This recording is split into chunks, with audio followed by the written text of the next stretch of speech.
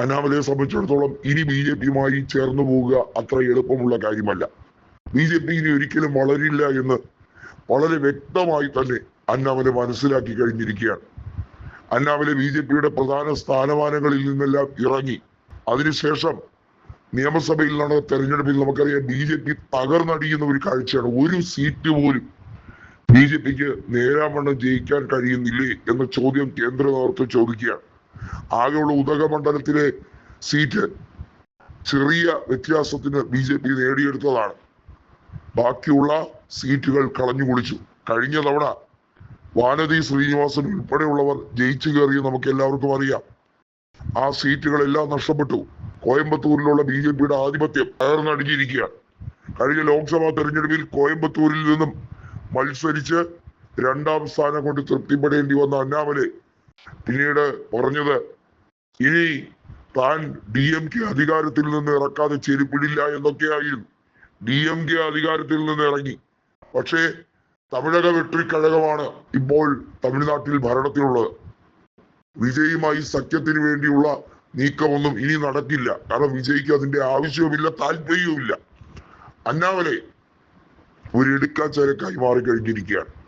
Civil സർവീസിൽ നല്ല ഭാവി ഉണ്ടായിരുന്ന അന്നാമലെ സ്വയം രാജിവെച്ച് ബി ജെ പിയുമായി കൂടിയത് എന്തൊക്കെയോ നേടിക്കളയാമെന്ന് വിചാരിച്ചാണെങ്കിൽ അതെല്ലാം വെള്ളത്തിൽ വരച്ച വരയായി മാറിക്കഴിഞ്ഞിരിക്കുന്നു എന്നുള്ളത് ബോധ്യപ്പെട്ട് കഴിഞ്ഞതിന് ശേഷം ഇടയ്ക്ക് വെച്ച് നമുക്കറിയാം ലോക്സഭാ തെരഞ്ഞെടുപ്പിലെ ദയനീയ തോൽവിക്ക് ശേഷം വിദേശത്ത് ഉപരിപഠനത്തിന് വേണ്ടി പോവുകയാണ്. ഹയർ എഡ്യൂക്കേഷൻ ആണ് തന്റെ ലക്ഷ്യം എന്നൊക്കെ പറഞ്ഞ് അന്നാമലെ കുറെ ഗിമിക്സുകൾ കാണിച്ചു. അതെല്ലാം ജനങ്ങൾ മനസ്സിലാക്കി.